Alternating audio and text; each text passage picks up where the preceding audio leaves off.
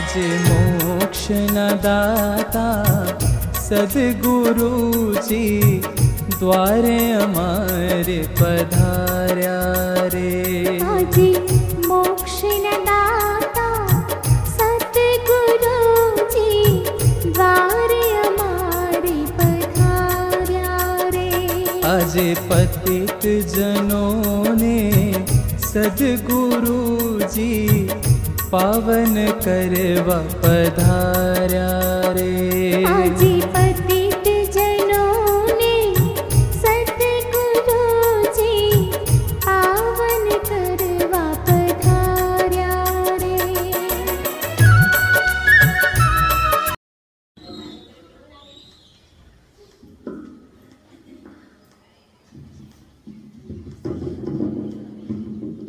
Caval हंसो सात caval साहे बोलो जो बता।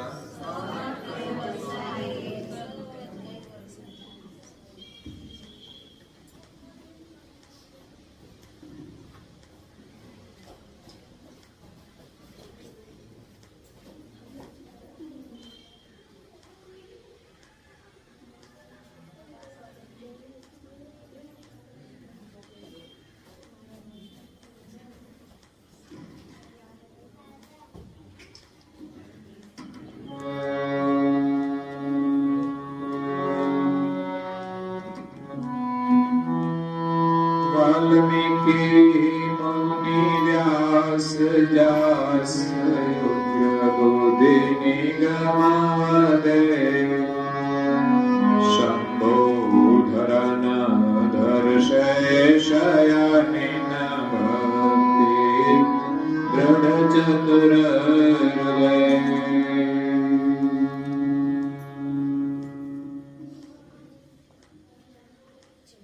प्रिय भक्तजनों,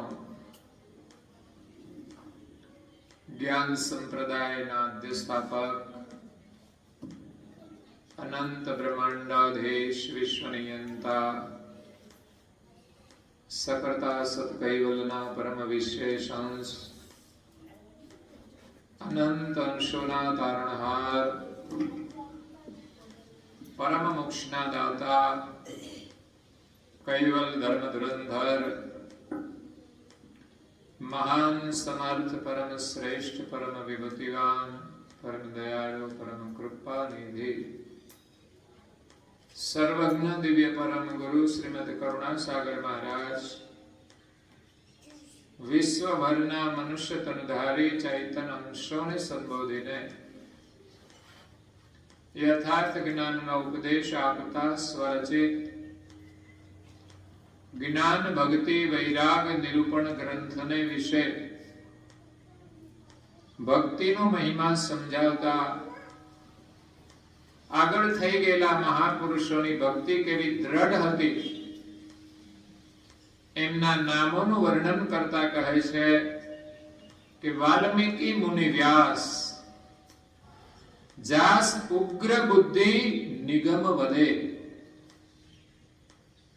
વાલ્મીકી ઋષિ થઈ ગયા, બીજા વ્યાસ મુનિ થઈ ગયા, જેમની બુદ્ધિ બહુ જ તેજસ્વી હતી, જેમણે 4 વેદોનું અધ્યયન કર્યું અને એમાંથી બીજા અન્ય ભક્તિના શાસ્ત્રો એમણે બનાવી જગતને આપ્યા છે। તો વ્યાસ મુનિની ભક્તિનું વર્ણન શાસ્ત્રોની અંદર મળે છે। જેમણે 17 પુરાણ બનાવ્યા પછી મનમાં દુઃખ થયું કે હવે મારે કોનું ભજન કરવાનું, ત્યારે આત્મહત્યા કરવા માટે નીકળી જાય છે। ત્યારે વૈકુંઠમાંથી વિષ્ણુની પ્રેરણાથી નારદ મુનિ આવે છે। વ્યાસ મુનિ ચિત્તા ખડકીને બેઠા હોય છે બળવા માટે, પરંતુ નારદ મુનિ એમને પૂછે છે કે શા માટે આવું કરો છો? તો કે મેં 17 પુરાણો તો બનાવ્યા, પણ હવે મને સમજ નથી પડતી કે મારે કોનું ભજન કરવાનું. તો હવે હું આત્મહત્યા કરી લઉં છું. તમે 17 પુરાણો બનાવ્યા, એમાં દેવોની વિશેષતાનું વર્ણન કર્યું છે. દેવોને તમે ઈશ્વર તરીકે સ્થાપિત કર્યા છે, પરંતુ ભજન કરવા માટે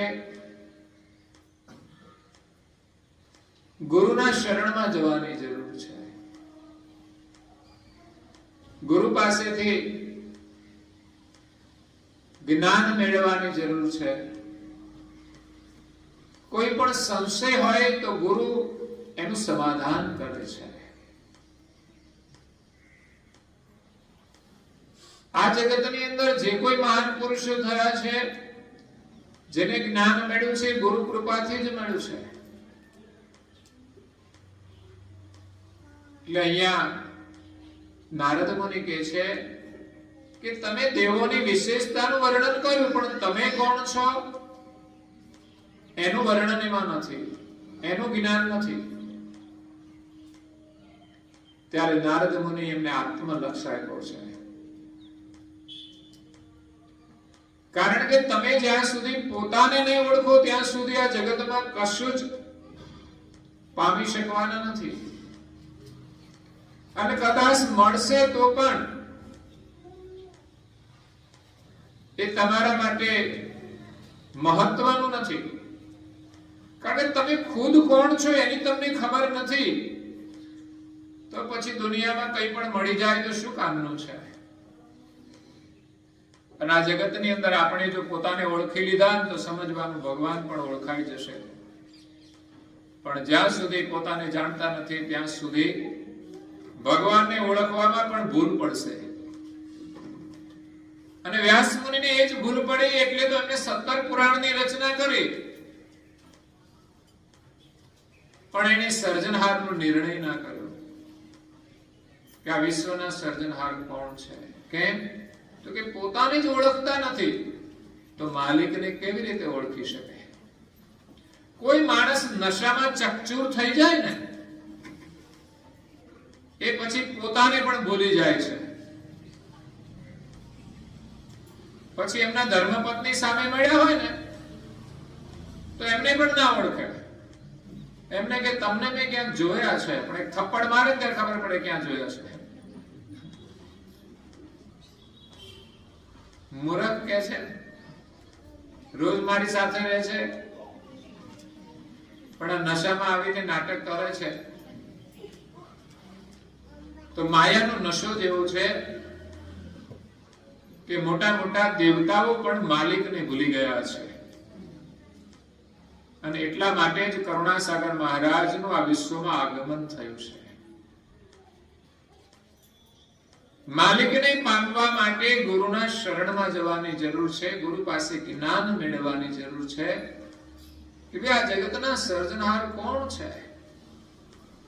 કરુણાસાગર મહારાજ શ્રી અનેક રીતે સમજાવીને ન્યાયપૂર્વક પોતાના અનુભવ દ્વારા માલિકનું સ્થાપન કર્યું છે કે વિશ્વના સર્જનહાર એક છે. અને એને પામવા હોય તો આપણે ભક્તિ કરવી પડે. ભક્તિ સિવાય મુક્તિ મળવાની નથી. અને એ પણ નિર્મળ ભક્તિ, વિનમ્રતા વાળી ભક્તિ, દાસાતનપણા વાળી ભક્તિ, અભિમાન રહિત ભક્તિ.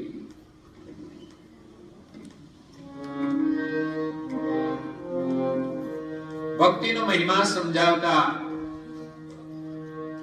ગંગા સતી પાનબાઈને કહે છે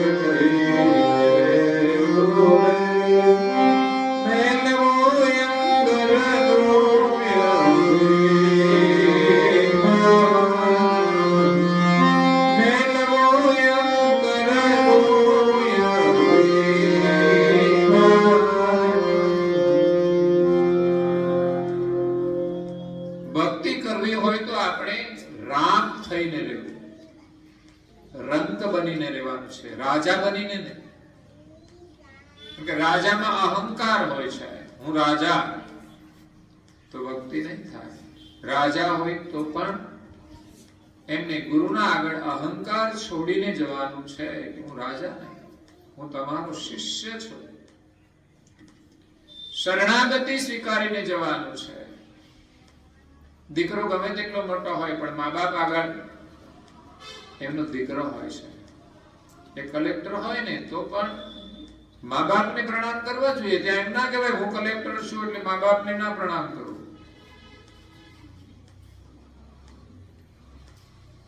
એ ભક્તિ કરવા માટે ગુરુના શરણમાં આપણે વંદન કરવાના છે. રંક થઈને રહેવાનું છે. રંક મતલબ ગરીબ.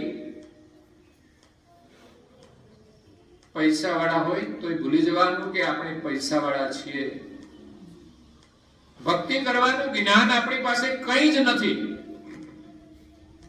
એટલે આપણે ગરીબ છીએ. ગુરુ મહારાજ આગળ યાચના કરીને જ્ઞાનની પ્રાપ્તિ કરવાની છે, જ્ઞાન ધન મેળવવાનું છે. ભક્તિનો જે પ્રેમ છે આપણી પાસે નથી. જો પરિવારને પ્રેમ ન આપી શકતા હોય તો પરમાત્માને શું આપવાના હતા? તો એ પ્રેમની પ્રાપ્તિ કરવાની છે. પ્રેમથી આપણે સૌ ગરીબ છીએ. તો ભક્તિ કરવા માટે આપણે રાંક બનીને રહેવાનું છે. સદગુરુના શરણમાં શીશ નમાવી અને કર જોડીને લાગવું પાય. બે હાથ જોડીને પ્રણામ કરવાના. હું તમને કહું છું ને, બે હાથ જોડીને પગે લાગવું, માથું નમાવો. આપણો જે અહંકાર છે ને એ એમના આગળ ઝુકાવવાનો છે, નહીં તો માથું ના નમે. બે હાથ ના જોડાય. આ સંસ્કાર છે.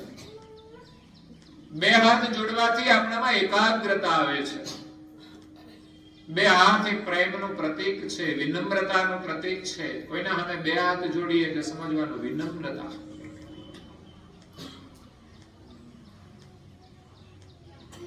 તો સવારે માતા પિતાને પ્રણામ કરવા જોઈએ. કેટલા બાળકો કરે છે? સરસ. બીજા કોઈ બાળકો કે ભણવામાં નહીં આવતું હોય? મને લાગે છે કે મા બાપને પ્રણામ કરવા જોઈએ. પ્રણામ કરશો તો આશીર્વાદ મળશે અને ભણીને સુખી થશો. જો માતા પિતાના આશીર્વાદ નહીં હોય ને તો ભણીને પણ સુખી નહીં થાવ. શ્રવણે મા બાપના આશીર્વાદ મેળવ્યા હતા. પુંડરીકને પણ માતા પિતાના આશીર્વાદનો મહિમા સમજાયો. ત્યારે માતા પિતાની સેવા કરે છે. એટલે બે હાથ જોડીને પ્રણામ કરવા વડીલોને, માતા પિતાને, સાધુ સંતોને, ગુરુજનોને. એને કંઈક જ્ઞાનની પ્રાપ્તિ થાય છે, એને સમજણ પ્રાપ્ત થાય છે. નહીં તો લોકો ભણેલા હોવા છતાં અહંકારના કારણે લડી મરતા હોય છે. જજ હોય છતાં પણ ઘરમાં જજમેન્ટ ન કરી શકે ઘરવાળા આગળ. એવી સ્થિતિ ઉભી થઈ જાય. વકીલ હોય પણ ઘરનો કેસ ના લડી શકે.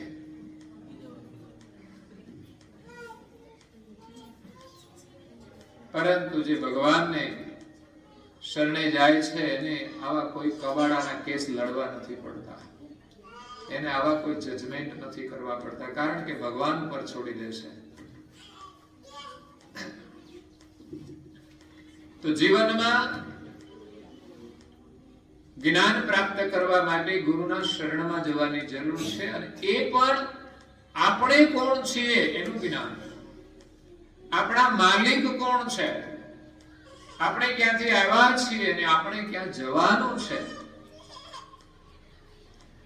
આ શરીરમાં આવ્યા એના પહેલા ક્યાં હતા એની ખબર નથી.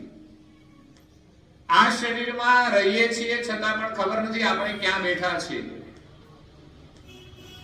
અને આ શરીરને ચલાવીએ છીએ અને આ શરીર છૂટી જશે પછી ક્યાં જઈશું એની કોને ચિંતા છે? તો આ શરીરમાં આપણે પોતાને ઓળખી લઈશું તો ખબર પડશે કે આપણે પહેલા ક્યાં હતા, આપણે કોણ છીએ એની પણ ખબર પડશે કે આપણે કૈવલના અંશ છીએ પણ ભૂલી ગયા છીએ.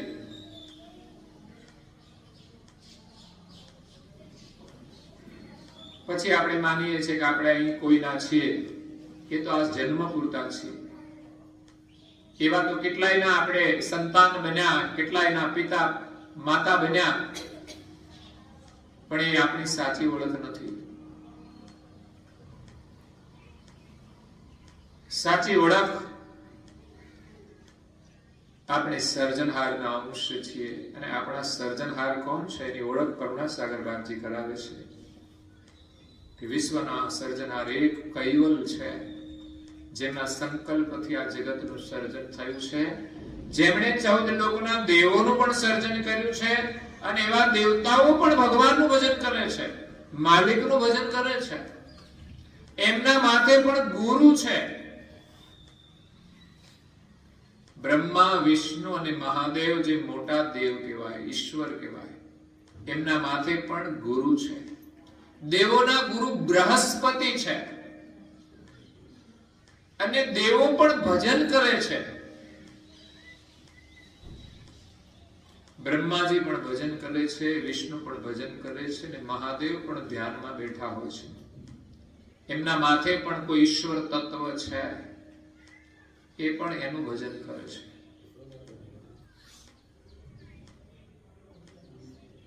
તો અહીંયા વ્યાસ મુનિની ઉગ્ર બુદ્ધિ હતી, તો એમણે વિવિધ શાસ્ત્રોની રચના કરી, વેદાંત બનાવ્યું, જે વિદ્વાન લોકો જ ભણી શકે, એના સિદ્ધાંતને સમજી શકે. પણ એમાં ક્યાંય ઈશ્વર પદનું સ્થાપન નથી કે મારા કર્તા કોણ છે. આત્મજ્ઞાન નારદ મુનિએ આપ્યું ત્યારે એમણે ભાગવતની રચના કરીને આજે લોકો ભગવત રસનું પાન કરે છે. એ ભક્તિ ભાવને લઈને દિવ્ય પરમ ગુરુએ અહીંયા વ્યાસ મુનિનું વર્ણન કર્યું છે કે વ્યાસ મુનિએ જે પુરાણો બનાવ્યા ભક્તિ ભાવથી ભરેલા છે.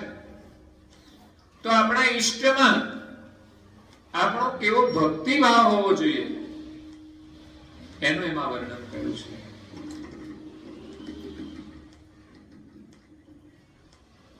તો વ્યાસ મુનિ પછી આવે છે વર્ણન શંભુ ધરણધર શેષ. શંભુ એટલે શંભુ શરણે પડી માગુ ઘડીએ ઘડી કષ્ટ કાપો દયા કરે શિવ દર્શન આ છે ભક્તિ ભાવ. આવી રચનાઓ જે મહાપુરુષોએ કરી છે એ ભગવાનને રીઝવવા માટે.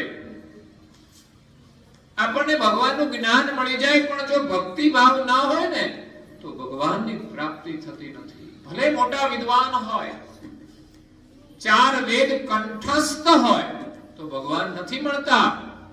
પણ ભલે એકે વેદ એમની પાસે ન હોય પણ ગુરુ કૃપાથી ભગવાનમાં એની પ્રીતિ થઈ જાય ને ભગવત ભાવથી એ ભગવાનનું સ્મરણ કરે, એને પ્રાર્થના કરે તો ભગવાન સામે આવીને પ્રગટ થાય. એવા ભક્તોનું અહીંયા વર્ણન કર્યું છે.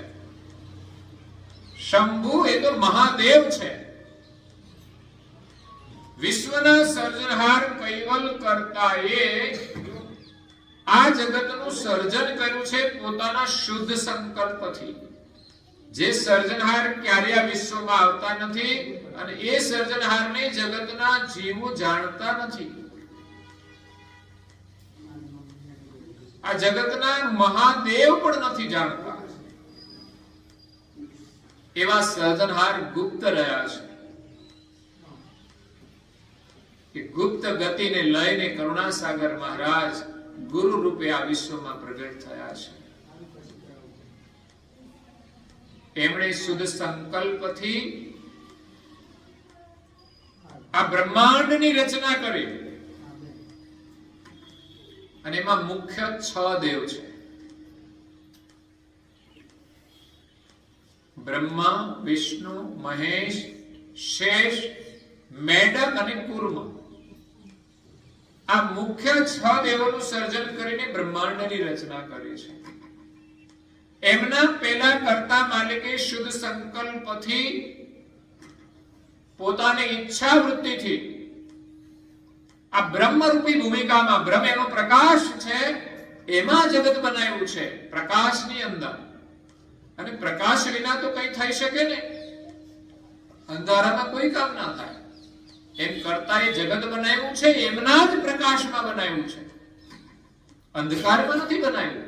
એના પ્રકાશ સિવાયનું જે શૂન્ય છે એ શામ શૂન્ય કહેવાય. જેમાં અંધકાર હોય એને શામ શૂન્ય કહેવાય. જે શૂન્યનો કોઈ અંત જ નથી, એ શૂન્યમાં સૃષ્ટિ પણ નથી. સૃષ્ટિ છે એ માલિકના પ્રકાશમાં છે. તો એ બ્રહ્મરૂપી પ્રકાશ છે. જગતના મહાન પુરુષો આ બ્રહ્મને જાણે છે થોડા, પણ એ કોનો પ્રકાશ છે ખબર નથી. એ તો એમ જ માને કે આ પ્રકાશ એ જ પરમેશ્વર છે, એટલે બ્રહ્મનું ભજન કરે છે. બ્રહ્મા, વિષ્ણુ, મહાદેવ એ કોનું ભજન કરે છે? તો કે બ્રહ્મ પ્રકાશની અંદર કર્તાની ઈચ્છા વૃત્તિથી આદિ પુરુષ નિરંજનની ઉત્પત્તિ થઈ. જ્યોતિ સ્વરૂપ નિરંજન, નિરંજન નિરાકાર કહેવાય. તો આ દેવતાઓ એ જ્યોતિનું ભજન કરે છે, કારણ કે એની ઉત્પત્તિ જ એનાથી થઈ છે. જ્યોતિ પુરુષ નિરંજન, એનાથી શક્તિ ઉત્પન્ન થઈ. એટલે એક પુરુષથી પ્રકૃતિ ઉત્પન્ન થઈ, એક નારી ઉત્પન્ન થઈ. નારીનું સર્જન નરમાંથી થયું છે. અને નારી અને પુરુષથી 3 દેવો 3 દેવીઓ ઉત્પન્ન થઈ. બ્રહ્મા, વિષ્ણુ, મહાદેવ, સાવિત્રી, લક્ષ્મી અને ઉમિયા. 3 દેવોની સાથે 3 દેવીઓને જોડવામાં આવી. આમ તો એક જ માતા પિતાના સંતાન હતા, પણ સૃષ્ટિની આદ્યમાં, સૃષ્ટિની રચના માટે કર્તા માલિકે એ પ્રકારે એનું નિર્માણ કર્યું છે કે બ્રહ્માની સાથે સાવિત્રીનો સંબંધ થયો, વિષ્ણુની સાથે લક્ષ્મીજીનો અને મહાદેવની સાથે પાર્વતીનો, ઉમિયાનો સંબંધ થયો. અને એ પ્રકારે પછી સૃષ્ટિનો વિસ્તાર આગળ વધ્યો છે. મહાદેવને 2 સંતાન હતા, એક કાર્તિક સ્વામી અને બીજા ગજાનંદ ગણપતિ વિઘ્નહર્તા વક્રતુંડ મહાકાય શ્રીકોટિ સમપ્રભ નિર્વિઘ્નં કુરુ મે દેવ સર્વકાર્યેષુ સર્વદા. વિઘ્નહર્તા ગણપતિ એ શંકરના પુત્ર છે. તો શંકરનું આપણે સ્મરણ કરીએ અને વિઘ્ન દૂર થઈ જાય તો હું શંકરના પિતાનું સ્મરણ કરીએ તો ના થાય? પણ ના, જેને કામ સોંપ્યું છે એનાથી જ એ કામ થવાનું. શંકર શંકરનું કામ કરશે અને ગણપતિ ગણપતિનું કામ કરશે, કાર્તિક સ્વામી એમનું કામ કરશે. આ દેવતાઓને માલિકે કામ સોંપેલા છે, એમને ગતિ આપેલી છે. વિષ્ણુ વિષ્ણુનું કામ કરશે, બધા એક નથી. બ્રહ્મા રજોગુણ પ્રધાન છે, વિષ્ણુ સત્વગુણ પ્રધાન છે અને શિવજી તમોગુણ પ્રધાન ગુણના દેવતા છે. અને જ્યોતિ પુરુષ નિરંજન અને આદ્ય શક્તિથી ઉત્પન્ન થયા છે. તો જ્યોતિ છે આદ્ય પુરુષ કહેવાય છે. આ જગતના આદ્ય પુરુષ, પ્રથમ કર્તા તો ન્યારા છે, એને કોઈ શરીર નથી ધારણ કર્યું. એ તો સંકલ્પ માત્રથી આ બ્રહ્મમાં સૃષ્ટિનું સર્જન કરે છે. અને સંકલ્પ જ્યારે સમાઈ જાય ત્યારે સૃષ્ટિ પણ સમાઈ જાય છે. એટલે સંકલ્પમાં શક્તિ છે, વેગ છે, એમાં ગતિ છે. એ સંકલ્પ શક્તિ જેટલી ભરેલી છે ત્યાં સુધી સૃષ્ટિ ચાલશે. અને જે દિવસે સમાઈ જશે ત્યારે આખી સૃષ્ટિ સમાઈ જશે, તમામ દેવતાઓ પણ સમાઈ જશે, માત્ર એક સર્જનહાર કૈવલ કરતા આ શૂન્યની મધ્યમાં રહેશે. તો ભજન આપણે માલિકનું કરવાનું છે, જે માલિકનો સંદેશ લઈને કરુણાસાગર મહારાજ આવ્યા છે. આજ સુધી એ માલિકને કોઈ જાણતા ન હતા, એટલે કોઈએ ભજન નિરંજનનો કર્યો, કોઈએ આદ્યશક્તિનો કર્યો, કોઈએ બ્રહ્માનો કર્યો, કોઈએ વિષ્ણુનો કર્યો, કોઈએ મહાદેવનો કર્યો અને કોઈ અન્ય દેવતાઓનું કર્યું છે, કોઈ અન્ય દેવીઓનું ભજન કર્યું છે. અને એમનું ભજન કરવાથી એ દેવ કે દેવી પ્રસન્ન થાય છે અને એમના મનોરથ પૂરા કરે છે. અગર તો કોઈ ઈચ્છા ના હોય તો એને દેવી ધામની પ્રાપ્તિ થાય છે. પણ આ દેવી ધામો અખંડ નથી. પ્રલય કાળની અંદર એનો નાશ થાય છે, ત્યારે આ જીવોને એનું ધામ છોડવું પડે છે અને ફરી પાછા પૃથ્વી પર આવવું પડે છે, મૃત્યુલોકમાં આવવું પડે છે. ફરી પાછું ભજન કરે તો એના ધામમાં જઈ શકાય, એવો આ સૃષ્ટિનો ક્રમ છે. એટલે શંભુ કોણ છે? મહાદેવ, જે નિરંજનથી ઉત્પન્ન થયા છે. સાવિત્રી, ઉમિયા, લક્ષ્મી એ પણ એમનાથી જ ઉત્પન્ન થયેલા છે. તો ઉમિયા એ શિવજીની અર્ધાંગના છે.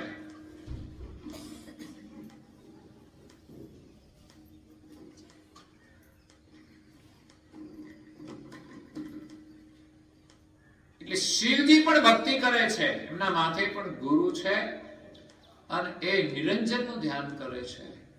એ સોહંગ બ્રહ્મનું ભજન કરે છે, સોહંગ લક્ષનું ભજન કરે છે. એમના માટે એક પ્રસંગ આવે છે કે એકવાર શિવ ને પાર્વતી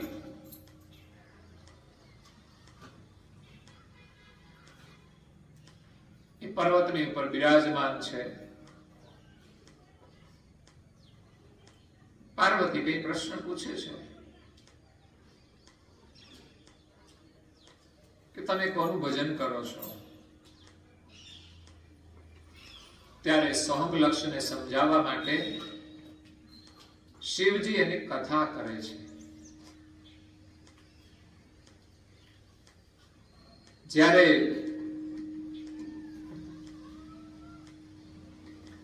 શિવજી પાર્વતીની કથા સંભળાવે છે ત્યારે એમણે એક વાત કરી કે અમર કથા સંભળાવે છે. લોકો ફરવા માટે જાય છે ને અમરનાથ, તો ત્યાં શિવજીનું સ્થાન છે. અમરનાથ ગુફા છે, બરફ થાય છે.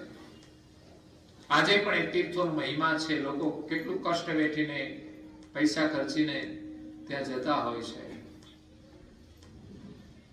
શિવજી કહ્યું તમારે હોકારો મને આપવાનો. કથા સાંભળવાની હોય તો જરા હા કરવું પડે, નહીં તો પછી રાત્રે અંધારામાં જેમ કથા ચાલતી હોય ઊંઘી જાય તો ખબર પડે. શિવજી કથા કરતા હતા અને હોકારો આપતા હતા, પણ કથા કરતા કરતા પાર્વતીજીને ઊંઘ આવી ગઈ. અને હકીકત કથા એવી મધુર હોય છે ને કે ભલા ભલા ઊંઘ આવી જાય. કોઈ એમ કે મને રાત્રે ઊંઘ નથી આવતી, એની આ દવા કથામાં જઈને બેસે એટલે ઊંઘ આવી જાય. ઘરમાં પણ કથા સાંભળવી પડે, ઊંઘ ના આવે ને. અને કથા એક એવી ઔષધિ છે કે આપણો થાક ઉતરી જાય અને આપણને ઊંઘ આવી જાય આરામથી. પાર્વતી ઊંઘી ગયા, શિવજી તો આંખો બંધ કરીને કથા કરે છે. જો આંખો ખોલી હોત તો ખબર પડત કે પાર્વતી ઊંઘી ગયા છે, તો કથા બંધ કરી દે. પણ એ તો આંખો બંધ કરીને કથા કરે છે. તો ત્યાં પર્વતની ગુફામાં, પહાડની ગુફામાં એક શુકનું બચ્ચું હોય છે, પોપટનું, એ કથા સાંભળતો હોય છે. કથા સાંભળવાથી એને પણ પાખો આવી ગઈ છે. જીવનમાં જ્ઞાન સાંભળીએ ને તો જીવવાની પાખો આવે, તો આપણે ઉડી શકીએ. જ્ઞાન અને ધ્યાન, આ બે પાખો જરૂરી છે. જ્ઞાન અને બીજું ધ્યાન. દરેક ક્ષેત્રમાં જ્ઞાન જોઈએ અને ધ્યાન રાખવું પડે છે. દરેકનું ધ્યાન. જ્ઞાન હોય પણ ધ્યાન ન રાખીએ ને તો કામ ના થાય. તમને જે કાર્યનું જ્ઞાન છે એ કરવા માટે તમારે ધ્યાનથી કામ કરવું પડે. તમને ગાડી આવડે છે, જ્ઞાન છે, પણ ધ્યાન ન રાખો તો ભટકાઈ જાય. આવડતી હોય તો ભટકાઈ જાય. અને શીખતો હોય ને એને જ્ઞાન નથી પણ ધ્યાન રાખીને ચલાવે તો ધીમે ધીમે ચલાવે તો વાંધો ના આવે. ધ્યાન એ મહત્વનું છે. એટલે મહાપુરુષો કહે છે થોડી વાર ધ્યાનમાં બેસો અને કોઈ પણ કામ કરો તો ધ્યાન રાખો. ત્યારે શિવજી ધ્યાનમાં બેસીને કથા સંભળાવે છે. પાર્વતીજી ઊંઘી જાય છે. આ બાજુ હોકારો એક શુકનું બચ્ચું છે એ આપે છે. ત્યારે શિવજીને ખ્યાલ આવી ગયો કે પાર્વતીનો અવાજ નથી. જે કથા એ માત્ર પાર્વતી માટે જ કરી રહ્યા છે, અધિકાર વગર આ સત્સંગ પણ મળતો નથી. કોઈ મહાપુરુષ આપણને આત્મજ્ઞાન આપતા નથી. કારણ કે જ્યાં સુધી માયાનો મોહ ના છૂટે અને સત્સંગમાં પ્રીતિ ન હોય ત્યાં સુધી સત્સંગનો લાભ નથી થતો. આ તો તમે વ્યવહાર આવ્યા એટલે ભાગશાળી કહેવાય. તો આપણા ભાગમાં ક્યાં કથા હોય? ક્યારેક આવો યોગ થાય ત્યારે સાંભળવા મળે. શિવજી આંખો ખોલી ખબર પડી આ તો પાર્વતી તો ઊંઘી ગયા છે અને કથા તો પોપટનું બચ્ચું સાંભળે છે. તો એને જ્ઞાન થઈ ગયું. જો કે અધિકાર વગર એમણે કથા સાંભળી એટલે શિવજી તો ક્રોધમાં આવી ગયા. કારણ કે તમોગુણ પ્રધાન છે. એટલે પોપટના બચ્ચાને મૃત્યુદંડ આપવા માટે એમણે તૈયારી કરી. તો શુક બાળ હતું ને ઉડી ગયું. શિવજી એના પાછળ જાય છે ત્રિશુલ લઈને કે એને જીવતું ના છોડવું. પણ આગળ જતા વ્યાસ મુનિના પત્ની હતા. એમ કથાઓ કે છે કે એમને બગાસું આવ્યું અને શુક બાળ એકદમ નાનું સૂક્ષ્મ રૂપ લઈ અને એના અંદર પ્રવેશ કરી જાય છે. પોતાની સુરક્ષા માટે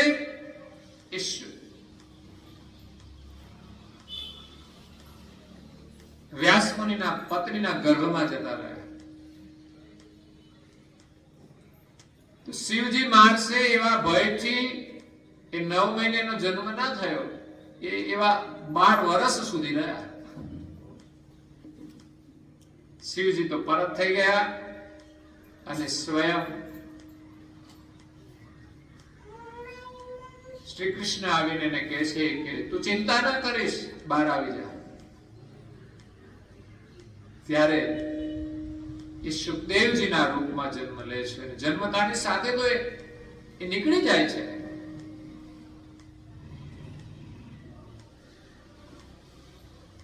એના જન્મે કઈ અલૌકિક હોય એટલે એ બહાર પ્રગટ થયા અને જેને ગર્ભની અંદર જ જ્ઞાન થઈ ગયું, જેમણે શિવજીની કથા સાંભળી હતી, એમની પાસે ગતિ હતી, તો એ બાલ સ્વરૂપે જેને મનની અંદર કોઈ વિકાર નહોતો, તો જન્મા એટલે નિર્વસ્ત્ર એમ જ નીકળી ગયા પછી એને જીવનમાં વસ્ત્રની જરૂર ન પડી. જ્યાં વિકાર છે, માયા છે, મોહ છે, ત્યાં મર્યાદા માટે વસ્ત્રની જરૂર છે. બાકી જેમણે મોહના કપડા છોડી દીધા છે એને બાહ્ય વસ્ત્રની જરૂર નથી પડતી, કે બીજાને પણ એનાથી કોઈ વિકાર નથી થતો. એટલે શિવજી એ સોહંગ લક્ષનું ભજન કરે છે. સોહંગ બ્રહ્મ કહેવાય છે. આજ સુધી જે મહાપુરુષો થયા એમણે સોહંગ લક્ષની વાત કરી છે. તો શિવજી પણ ભજન કરે છે. એમ અહીંયા દિવ્ય પરમ ગુરુ કહે છે. શિવજીની અનેક કથાઓ છે. આખું શિવ પુરાણ છે જે વ્યાસ મુનિએ બનાવ્યું, જેમાં શિવજીની એક ઓળખ છે. એમાં એને ઈશ્વર તરીકે સ્થાપિત કર્યા છે.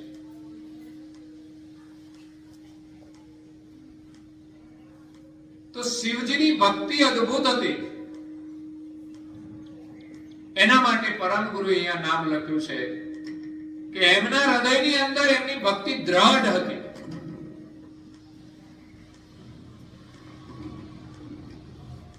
કરતા માલિકે આ શિવજી બ્રહ્મા વિષ્ણુનું સર્જન કર્યું છે.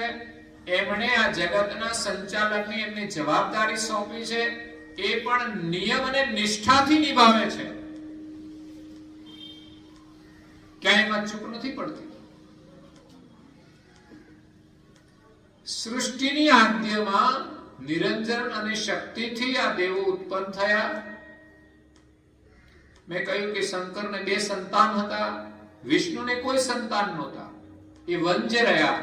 કેમ? તો કે સત્વગુણ પ્રધાન હતા, એની અંદર કોઈ રજોગુણ નહોતો, એટલે એમને ત્યાં કોઈ પુત્ર ના થયા. એમને કોઈ મોહ નહોતો. સત્વગુણ પ્રધાન. સંતાનની પ્રાપ્તિ રજોગુણથી થાય છે. રજોગુણ ના હોય તો સંતાનની પ્રાપ્તિ નથી થતી.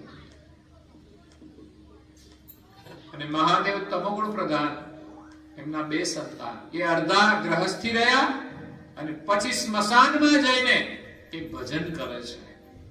એટલે એ યોગી પણ છે.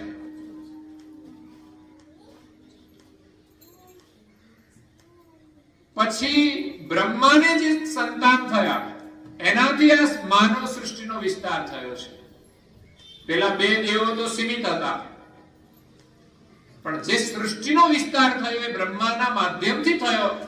એટલે પ્રજાપિતા બ્રહ્મા કહેવાય છે કે આપણે સૌ બ્રહ્માના સંતાન છીએ. એટલે જગતનું સર્જન બ્રહ્માએ કર્યું છે એવું નહીં, પણ કરતા માલિકે આ જગતનું જે સર્જન કર્યું છે એમાં આ મનુષ્ય સૃષ્ટિનો વિસ્તાર, જીવ સૃષ્ટિનો વિસ્તાર બ્રહ્મા દ્વારા થયો છે. પછી એમાંથી વિભિન્ન જાતિઓ કેવી રીતે થાય એ પણ એક રહસ્ય છે.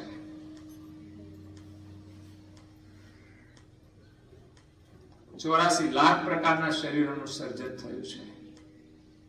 એ કરતા માલિકે પ્રથમથી જ આના બીબા બનાવી રાખ્યા છે, અંકુર બનાવી રાખ્યા છે. પણ જ્યારે સમય અને સંજોગ પ્રમાણે એને પોષણ મળ્યું ત્યારે જાતિનો વિકાસ થયો છે. જ્યારે જળનો વિકાસ થયો ત્યારે જળ સૃષ્ટિનો વિકાસ થયો. એ પ્રમાણે 5 તત્વોના માધ્યમથી આ સૃષ્ટિનો વિસ્તાર થયો છે. તો બ્રહ્માને અનેક સંતાન થયા જેને સનકાદિક કહેવાય છે. સનક, સનંદન, સુનક એવા અલગ અલગ નામ હતા. પછી તો એવા તો અસંખ્ય સંતાનો થયા. એમાં પછી નામ બધાના કઈ લખવામાં ના આવે, પણ સનકાદિક કહેવામાં. સનક આદિ એ સનકાદિક. તો બ્રહ્માને 5 મુખ હતા. વાત શિવજીની છે, પણ એની સાથે કથા જોડાયેલી છે કે જ્યારે કર્તાના સંકલ્પથી નિરંજન અને શક્તિથી બ્રહ્મા વિષ્ણુ મહેશ ઉત્પન્ન થયા એ બ્રહ્માને 5 મુખ હતા, 4 દિશામાં 4 મુખ અને 5મું ઉર્ધ્વ મુખ હતું. એટલે એનો ફોટો જોવામાં આવે ને તો 3 મુખ દેખાય, આ બાજુનું, આ બાજુનું ને આગળનું. પાછળનું દેખાય ને ઉપરનું છે ને કપાઈ ગયું છે, એટલે માનવામાં નથી આવતું કે 5 મુખ હતા. પરંતુ કરુણાસાગર મહારાજ એમનું વર્ણન કરે છે કે બ્રહ્માને 5 મુખ હતા. 4 મુખથી 4 વેદનું ઉચ્ચારણ કર્યું. 4 દિશામાં 4 વેદનું સર્જન થયું. પૂર્વથી શરૂ થાય ઋગ્વેદ, પશ્ચિમમાં દક્ષિણમાં જાય યજુર્વેદ, પશ્ચિમમાં જાય સામવેદ અને ઉત્તરમાં અથર્વવેદ. એમ 4 દિશાના મુખથી 4 વેદનું સર્જન થયું. અને ઉપરનું જે ઉર્ધ્વ મુખ છે એનાથી પંચમ વેદનું ઉચ્ચારણ થતું હતું. તો બ્રહ્માના જે સંતાન હતા સનકાદિક, એ જન્મતાની સાથે જ આ 4 વેદને શ્રવણ કરતા હતા બ્રહ્મ સદનમાં. તો 4 વેદનું જ્ઞાન થયા પછી 5મા વર્ષમાં પ્રવેશ કરે ત્યારે 5મા વેદનું જ્ઞાન સાંભળે. કારણ કે સમજણમાં આવે ત્યારે સાંભળે ને. તો 5મા વેદનું જ્ઞાન સાંભળી અને બ્રહ્મ સદન છોડીને માલિકને ઓળખવા માટે, માલિકને મેળવવા માટે એ શૂન્યમાં ચાલ્યા ગયા.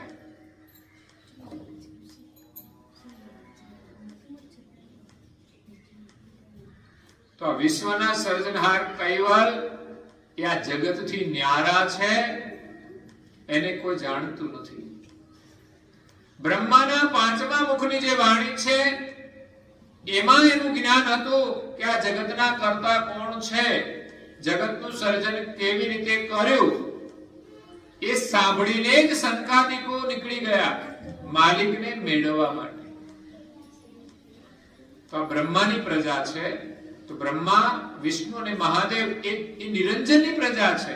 એ નિરંજન પણ પોતાનું ધામ છોડી પોતાની અર્ધાંગીની જે આદ્ય શક્તિ છે એને છોડીને એ પણ શૂન્યમાં માલિકની શોધમાં નીકળી જાય છે. એ પણ ભૂલી ગયા છે. કેમ ભૂલી ગયા? તો કે આદ્ય પુરુષ નિરંજન એમણે શક્તિનો સમાગમ કર્યો એટલે એમને વિસર્જન થયું. સંસારની માયામાં જે કોઈ જોડાય એ પોતાને પણ ભૂલી જાય છે અને માલિકને પણ ભૂલી જાય છે. એટલે નિરંજન પુરુષ પણ માલિકને ભૂલી ગયા અને શૂન્યમાં તપ કરવા માટે ચાલ્યા ગયા. તો શક્તિ એને જવા નથી દેતી. કારણ કે કોઈ પુરુષ લગ્ન કર્યા પછી એમ કે મારે હવે વનમાં જઈને ભજન કરવું છે તો જવા દે. એ માયાજાળ એવી પાત્ર ને તો એ માયાજાળમાં જ ફસાઈ જાય. એટલે મોટા 90% તો 99% તો કોઈ જાય જ નહીં. છૂટાછેડા થયા હોય તોય નથી જતા. એ લગ્ન થયા હોય તો શું જવાના? છૂટાછેડા થઈ જાય પછી એમ કે અમારે બીજા કરવા છે. એકમાં સારો અનુભવ થઈ ગયો તો પણ સાહસ કરે કે બીજું સારું તો મળશે. જો કે ફર્સ્ટ લગ્ન થાય એમાં તો ફર્સ્ટ ક્વોલિટીનો પાત્ર મળે, પણ સેકન્ડ હોય એમાં તો પછી સેકન્ડ જ માન હોય. ઘણી વસ્તુ લેવા જાય ને એમાં સેકન્ડ ક્લાસ હોય. આ સેકન્ડ છે, સસ્તા મળે. અને પછી ત્રીજી વાર જાય તો થર્ડ ક્લાસ આવે. પણ ચલાવી લેવું પડે. કડવા અનુભવો પછી સેકન્ડ ચલાવી લેવું પડે. પરિસ્થિતિ સારી ના હોય અને જૂના કપડા લઈ આવે તો ચાલે કે ના ચાલે? જૂના હોય સેકન્ડ માં મળે. ઘણી વસ્તુઓ સેકન્ડ મળે છે. એમાં લગન સેકન્ડ મળે. તો નિરંજન પુરુષ શક્તિના સમાગમથી 3 દેવો દેવીઓનું સર્જન કરી અને વિચાર કરે છે કે આવ્યા ક્યાંથી? બોલો, આવો વિચાર કોને આવે કે આવ્યા ક્યાંથી? તો નિરંજનની દ્રષ્ટિ શક્તિ સાથે મળી એના સમાગમથી આ દેવોનું સર્જન થઈ ગયું. દ્રષ્ટિ માત્રથી. ત્યાં શરીર નથી. પણ એને પ્રશ્ન થયો કે આ આવ્યા ક્યાંથી? આ મેં તો બનાવ્યા નથી, મારી તો કોઈ ઈચ્છા નહોતી. પણ શક્તિ સાથે મેળાપ કરે તો સ્વાભાવિક છે કે સંતાનની પ્રાપ્તિ થાય જ. એવી રીતે આ દેવો અને દેવીઓ ઉત્પન્ન થયા. પણ એને પ્રશ્ન થયો કે આને ઉત્પન્ન કરનાર છે કોણ? મારા ઉપર કોઈ હોવા જોઈએ. ત્યારે એને ખોજ કરવા માટે નીકળે છે. નિરંજન પુરુષ આદ્ય શક્તિને કહે છે આ ત્રણ સંતાનના પિતા કોણ? તો કે તમે જ છો એના પિતા. તો તમારાથી જ ઉત્પન્ન થયા? તો કે ના, મારી કોઈ ઈચ્છા નહોતી આવું કઈ કરવાની. મારા ઉપર કોઈ છે આ કરનાર. શક્તિએ તો કહ્યું તમે જ છો. છોડીને જાય છે ત્યારે બહુ જ રડે છે, પણ છતાંય નિરંજન પાછા આવતા નથી. એને કહ્યું કે આ 6 બાળકોને લઈ તમે આ સૃષ્ટિનો વિસ્તાર કરો. અને એ પ્રકારે નિરંજન પણ ખોજમાં ગયા છે. એમ બ્રહ્માના જે સંતાનો થયા એ બધા પણ શૂન્યમાં ચાલ્યા ગયા. કેમ? તો કે અમારા દાદા નિરંજન, પિતા બ્રહ્મા અને એના પિતા દાદા નિરંજન ગયા એની પાછળ એ પણ શોધમાં નીકળી ગયા. એ 5મા વેદનું જ્ઞાન સાંભળી ગયા. કોઈ સંતાન રોકાતા જ નથી. માલિકે તો જગત બનાવ્યું છે વિસ્તાર માટે, પણ બ્રહ્માની કોઈ પ્રજા રોકાતી જ નથી.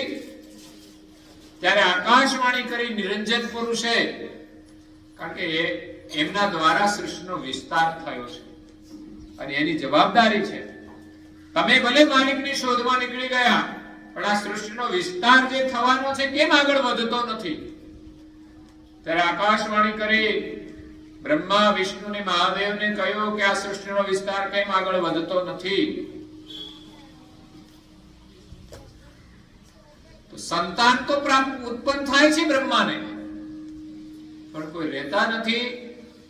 ત્યારે વિષ્ણુએ બ્રહ્માની પાસે આવીને જોયું કે એમને જે સંતાન ઉત્પન્ન થાય છે એ 4 વર્ષ સુધી 4 વેદનું જ્ઞાન સાંભળે, 5મા વર્ષમાં 5મા વેદનું પંચમ સ્વસમ વેદનું જ્ઞાન સાંભળી અને શૂન્યમાં નીકળી જાય છે.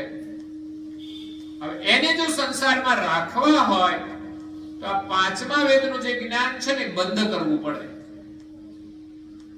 તો વિષ્ણુએ ઘણું કહ્યું, પણ બ્રહ્માજી તો કઈ બંધ થયા નહીં. ત્યારે વિષ્ણુએ કહ્યું કે આનો એક જ ઉપાય છે, આ મુખનું છેદન કરવું પડે. પણ એ કામ મારાથી તો થઈ શકે. કેમ? તો કે સત્વગુણ પ્રધાન છે અને સંહાર કરવાનું કામ કોનું છે? મહાદેવનું છે. સર્જન કરવાનું કામ બ્રહ્માનું, અને એની જે પ્રજા થાય એનું પોષણ કરવાનું કામ કોનું? તો કે વિષ્ણુનું. જ્યારે જ્યારે આ દુનિયામાં જરૂર પડે ત્યારે વિષ્ણુ જ અવતાર લઈને આવે છે. પ્રજા તો બધી બ્રહ્માની કહેવાય, પણ કાર્ય કોનું છે? તો કે સર્જન કરવાનું કામ બ્રહ્માનું. તો કે રજોગુણ દ્વારા પ્રજાની ઉત્પત્તિ થાય છે. પછી પ્રાણી પશુ પંખી બધાની અંદર એ રજોગુણ છે, એનાથી આ સર્જન થાય છે. એટલે પતિ પત્નીના સંબંધમાં રજોગુણ કામ કરે છે. એનાથી આ સંતાનોની પ્રાપ્તિ. એટલે કહેવાય કે બ્રહ્મા સર્જન કરે છે, પણ મૂળ સર્જન બ્રહ્મા વિષ્ણુ મહાદેવ બધાનું સર્જન તો માલિકે કર્યું છે. અને 84 લાખ પ્રકારના જે ઘાટ છે એના અંકુર પણ માલિકે જ બનાવી રાખ્યા છે. પરંતુ એનું સર્જન ક્યારે થાય? તો કે જ્યારે રજોગુણ આવે ત્યારે થાય.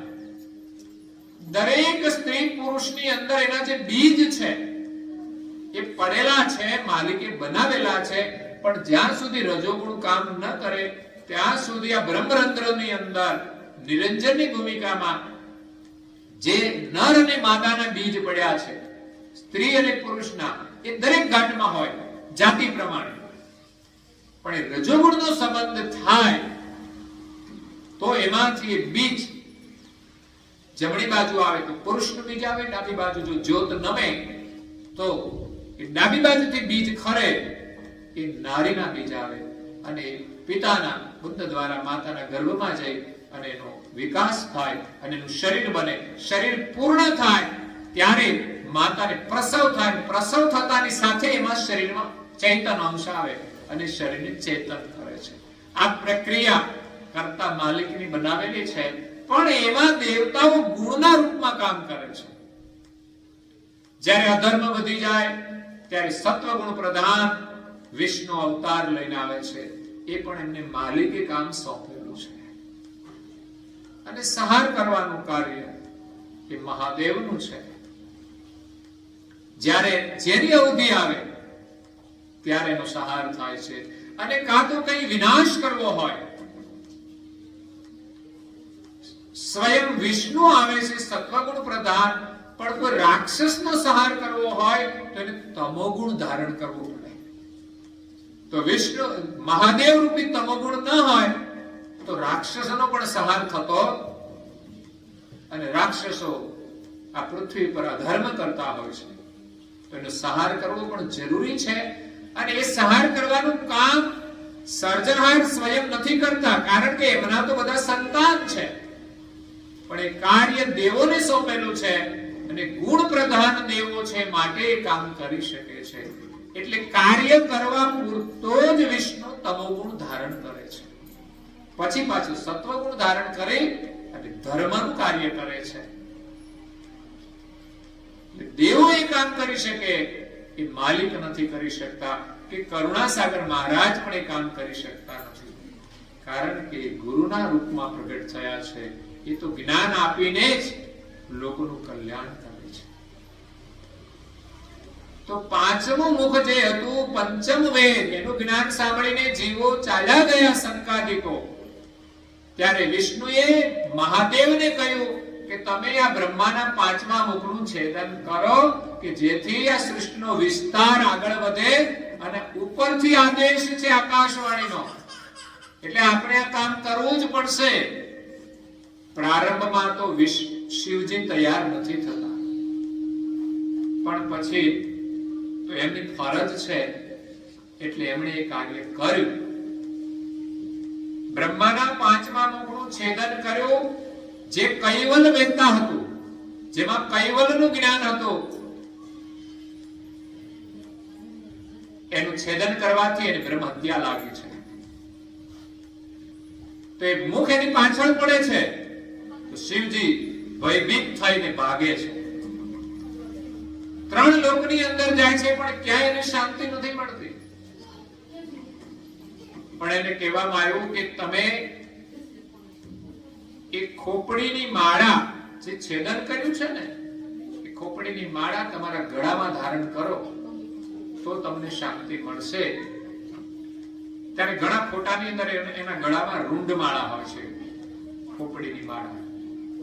એ પંચમ સ્વસવેદનું પાંચમું મુખ હતું. એનાથી શાંતિ મેળવવા માટે એમણે થોડું ધીમું એમણે આ માળા ધારણ કરેલી છે. અને શિવજીએ પાંચમા મુખનું છેદન કર્યું બ્રહ્માનું, એટલે હવે બ્રહ્મા રહ્યા ચતુર્મુખી. પાંચમા વેદનું જ્ઞાન એ બ્રહ્માએ સાંભળેલો, વિષ્ણુ પણ સાંભળતા હતા, શિવજી પણ સાંભળતા હતા. પણ સમય જતા દરેકને વિસર્જન થયું, કારણ કે દરેક લોકો આ સૃષ્ટિના કાર્યમાં લાગેલા છે, પ્રકૃતિના કાર્યમાં લાગેલા છે. એટલે પ્રકૃતિનું કાર્ય જેવું છે કે એને વિસર્જન થઈ જાય. સાંભળેલું જ્ઞાન વિસર્જન થયું, સંકાદિકોએ સાંભળેલું હતું એને પણ સમય જતા વિસર્જન થયું, એને વિસારે પાડવામાં આવ્યું. નિરંજન પુરુષે આકાશવાણી કરી એક જ બ્રહ્મ છે, બીજું કોઈ છે જ નહીં. એટલે અહમ બ્રહ્માસ્મિ, આપણે સૌ બ્રહ્મ છીએ એવો લક્ષ્ય આ જગતમાં રહ્યો, એટલે સર્જનહારને કોઈ જાણતું નથી. એક બ્રહ્મ એ જ પરમેશ્વર છે એવું લોકો માનવા લાગ્યા. અને બ્રહ્મનું લોકો ભજન કરે છે, પણ માલિકને કોઈ ઓળખતા. સ્વયં શિવજી પણ સોહમ બ્રહ્મનું ભજન કરે છે. અને જ્યારે દેવોને મુશ્કેલી પડી છે ને, ત્યારે એ નિરંજન પુરુષે આકાશવાણી દ્વારા એમને માર્ગ બતાવ્યો છે. એટલે અહીંયા દિવ્ય પરમ ગુરુએ શિવજીનું વર્ણન કર્યું છે કે એમની પણ અનિલ ભક્તિ દ્રઢ હતી. જો મહાદેવ પણ ભક્તિ કરતા હોય તો પછી આપણું કલ્યાણ કેવી રીતે થશે? ભક્તિ વિના. પરમ ગુરુ કહે છે દરેક જીવે ભક્તિ કરવી જોઈએ અને ભક્તિથી જ મુક્તિ મળશે, ભક્તિથી જ કલ્યાણ થશે. પછી જેની ભક્તિ કરશે એવું કામ થશે. છોકરાઓ ભણતા હોય છે, ગણિત ભણે તો ગણિત આવડે, વિજ્ઞાન ભણે તો વિજ્ઞાન આવડે, ભૂગોળ ભણે તો ભૂગોળનો ખ્યાલ આવે. પછી આગળ જતા અલગ અલગ કેટેગરી આવતી હોય છે, કોમર્સ આવે, સાયન્સ આવે, આર્ટ્સ આવે. એ સિવાય પણ ઘણા બધા અલગ અલગ ક્ષેત્રો હોય છે કોર્સના, જે કોર્સ તમે અભ્યાસ કરો એનું તમને જ્ઞાન થાય. એમાં ભક્તિની અંદર પણ તમે જેની ભક્તિ કરો એનું તમને જ્ઞાન મળે છે, એની તમને ગતિ મળે છે, એ તમારું કાર્ય કરે છે. વિઘ્ન હર્તા ગણપતિને પ્રાર્થના કરો, તમારા થોડા વિઘ્નો દૂર થાય. શિવજી તો ભોળાનાથ છે. એમની જેને જેને ભક્તિ કરી એને પ્રસન્ન થઈને વરદાનો આપ્યા છે. કલ્યાણ તો ગુરુ કૃપાથી થશે. ભલે કોઈ ઈષ્ટની ભક્તિ કરે પણ કલ્યાણ ગુરુ કૃપાથી થાય છે. આ જગતમાં જેટલા મહાન પુરુષો હતા એમાં કોઈનું વર્ણન એવું નથી કે ગુરુ વિના કોઈનું કલ્યાણ થયું હોય. જે જે ભક્તોનું વર્ણન આવે છે એના મહિમાની અંદર એમના ગુરુનું નામ પ્રધાન હોય છે. સંત કબીર સાહેબ થઈ ગયા, જ્ઞાની પુરુષ હતા, પણ એના ગુરુ કે છે રામાનંદ હતા. એમ જે કોઈ મહાન પુરુષો થયા છે એ ગુરુના શરણમાં ગયા છે અને ગુરુ કૃપાથી મહાન થયા છે. એટલે કરુણાસાગર મહારાજ જ્યારે કૈવલ ધામમાંથી આવીને બધા દેવોના ધામમાં જાય છે ત્યારે દેવો પણ એની ગુરુ તરીકે સ્વીકારે છે. મૃત્યુલોકની અંદર આવે છે ત્યાં પણ એમના શરણમાં અનેક જીવ આવીને પોતાનું કલ્યાણ કરે છે. આ જગતના માલિક કોણ છે એની સાચી ઓળખ થાય છે અને માલિકનું ભજન કરીને હંમેશના માટે એના ધામમાં જઈ અને મુક્ત થઈ જાય છે. તો અહીંયા શંભુ શિવજી છે, એ પણ પોતાના કર્તવ્યની ભક્તિ કરે છે. જે જે ભક્તોએ એમનું સ્મરણ કર્યું છે એને એમની મદદ કરીને એમણે પોતાની ભક્તિ કરી છે. આ સૃષ્ટિની અંદર એનું નિયમન કરવાનું છે, ત્યાં પણ એ નિયમ કરીને એની ભક્તિ કરી છે. તો બ્રહ્માંડના પ્રધાન 6 દેવો બ્રહ્મા, વિષ્ણુ, મહાદેવ, શેષ, કુર્મ અને કાચપ. કુર્મ એટલે કાચપ અને મેડક એટલે દેડકો. એ દેવનું નામ છે મેડક. મેડક એટલે તો દેડકો થાય. તો 6 મોટા દેવોના સંગમથી આ બ્રહ્માંડ બનાવ્યું છે. આ શરીર છે એવું જ બ્રહ્માંડ છે, પિંડ જેવું બ્રહ્માંડ. પણ આ પિંડ જે ઊભું છે ને, મસ્તક ઉપર છે અને ચરણ નીચે છે. જ્યારે બ્રહ્માંડની જે રચના છે એના ચરણ ઉપર છે અને મસ્તક નીચે છે. એટલે ઊંધા માથે આ બ્રહ્માંડ રહેલું છે, શરીર ઉલટું છે. આ 6 દેવોના સ્થાન આ શરીરની અંદર જે ઉપસ્થ સ્થાન છે, ભગ સ્થાન છે, ઉત્પત્તિ દ્વારે બ્રહ્માજી નું સ્થાન છે. એ બ્રહ્માંડની અંદર ઊંધા મસ્તકે જે આ તોડાયેલું છે એમાં ભગ સ્થાન, ઉત્પત્તિ સ્થાને એ બ્રહ્માનું સ્થાન આવેલું છે. પછી 2 ચરણ છે, ડાબો અને જમણો. જમણા પગે વિષ્ણુનો વાસ છે અને ડાબા પગે શિવજીનો વાસ છે. તો બ્રહ્માંડની અંદર ચરણ ઉપર છે, જમણી બાજુ વિષ્ણુ છે, ડાબી બાજુ શિવજી છે. મધ્યમાં ઉપસ્થ સ્થાને બ્રહ્માજી છે અને બીજા 3 દેવો શેષ મુનિ. આગળ એનું પણ નામ આવે છે ધરણીધર શેષ. પૃથ્વીને ધારણ કરનાર એટલે શિવજી નીચે છે, ભલા શેષ મુનિ નીચે છે. આ પૃથ્વીને ધારણ કરનાર શેષ એ પાતાળ લોકમાં છે.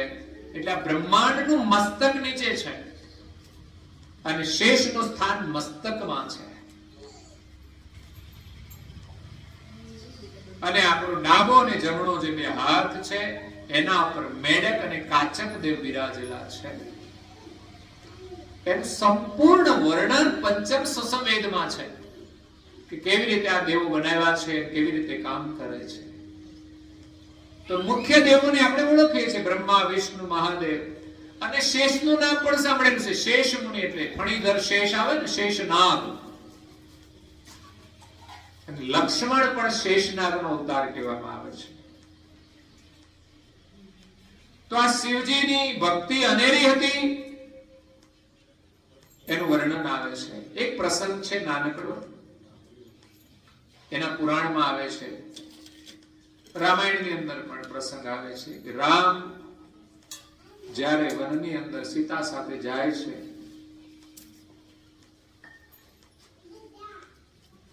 એમાં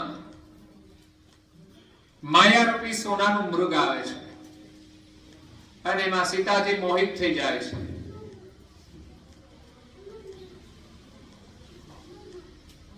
મૃગ શાનું હતું? સુવર્ણનું હતું. એટલે અમારી બહેનોને સુવર્ણ જોઈને મોહ થઈ જાય છે કે ના, અમને આ લાવી જ આપો, ગમે તેમ થાય લાવી આપો. રામે ઘણા સમજાવ્યા પણ સીતાજી ના માને. એમાં આજની સીતા હોય પણ ન માને તો મુશ્કેલી ઉભી થાય. એ સુવર્ણનો મૃગ લેવા જતા તો સીતાનું હરણ થઈ ગયું. સુવર્ણનું હરણ લેવા જતા સીતાનું હરણ થઈ ગયું. કથા આવે સીતાનું હરણ થયું એટલે એમને કે એમ સમજે શ્રોતાઓ કે સીતામાંથી હરણ થઈ ગયા. તો શ્રોતાઓ એમ કે હરણની પાસે સીતા ક્યારે થશે? હરણ એટલે અપહરણ. અપહરણ એટલે આજે પણ થાય છે. ઘણા લોકો લઈને ભાગી જાય છે. શું કરે છે? અપહરણ જ કરે છે. તો રાવણ આવીને સીતાનું હરણ કરે છે, પણ છેતરપિંડી કરીને કરે છે. એટલે આ દુનિયામાં એવા છેતરપિંડી કરનારા રાવણોથી સાવધાન રહેવું. લગ્ન થતા પહેલા ઘણા રાવણો ફરતા હોય છે કે ચાલો અમારી સાથે લગ્ન કરી લો, અમે તમને હાચવશું. પરંતુ થોડા સમય માટે એમની સાથે વિનોદ કરી અને ધોખો આપીને પછી કે છે મારા મા બાપ તો ના પાડે છે. તો પેલા પૂછીને આવવું હતું ને, હવે ના પાડે છે. પેલા પૂછી લેવું જોઈએ ને કે ભાઈ મારે લગ્ન કરવા છે. એટલે બહુ સાવધાન રહેવાનું. મિત્રના નામે અત્યારે બધા સંબંધો જોડાય છે. ફ્રેન્ડ એવા ફ્રેન્ડ. પેલા મિત્ર શબ્દ હતો ને એ આપણી સંસ્કૃતિનો શબ્દ હતો અને આ ફ્રેન્ડ આવ્યા.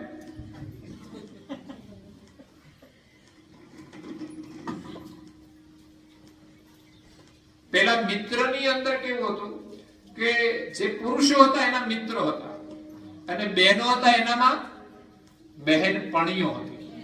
આ શબ્દ હતા એટલે જુદું જ હોય એમ. એટલે બહેનોને કોઈ મિત્ર હોય જ નહીં અને પુરુષોને કોઈ બેનપણી ના હોય. બેનપણી બહેનોમાં જ હોય અને મિત્ર પુરુષોમાં જ હોય. પણ આ ફ્રેન્ડ આવ્યું ને ત્યાંથી આ બધું ભેળસેળ થઈ ગયું. બધામાં ભેળસેળ આવી, એમાં આમાં ભેળસેળ આવી. પછી બોયફ્રેન્ડ થયા, ગર્લફ્રેન્ડ થયા અને એમાંથી બધી સમસ્યાઓ ઉભી થઈ. લોકો કે આ સમાજમાં આવા કિસ્સાઓ કેમ બને છે? આમાંથી બને છે. આ પાશ્ચાત્ય સંસ્કૃતિ છે, બોયફ્રેન્ડ અને ગર્લફ્રેન્ડ વાળી. મા બાપે મજબૂરીથી સ્વીકારવી પડે છે. લગ્ન દિવસ હોય ત્યારે બધા આવે ટોળું. આ કોણ છે? તો કે મારા ફ્રેન્ડ છે. પછી બધાની સાથે હેન્ડશેક કરતા હોય. એ વિકૃતિ છે. મિત્રતા તો કોને કહેવાય? જે મુશ્કેલીની અંદર મદદ કરે ને એને મિત્ર કહેવાય. બાકી મનોરંજન માટે મિત્રો નથી હોતા. જે મર્યાદાઓની અંદર વ્યવહાર કરે ને મિત્ર કહેવાય છે. મર્યાદાનો ભંગ કરે એ મિત્ર ન કહેવાય, એ શત્રુ છે.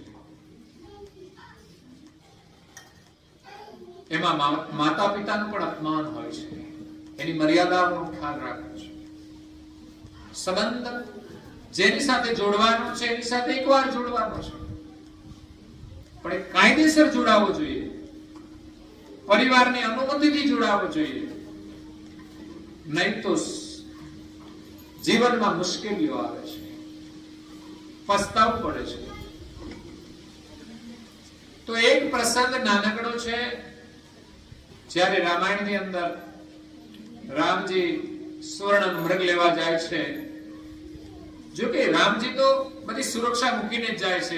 લક્ષ્મણજીને કહ્યું કે તમે અહીંયા સીતાનું ધ્યાન રાખજો, હું આવું છું.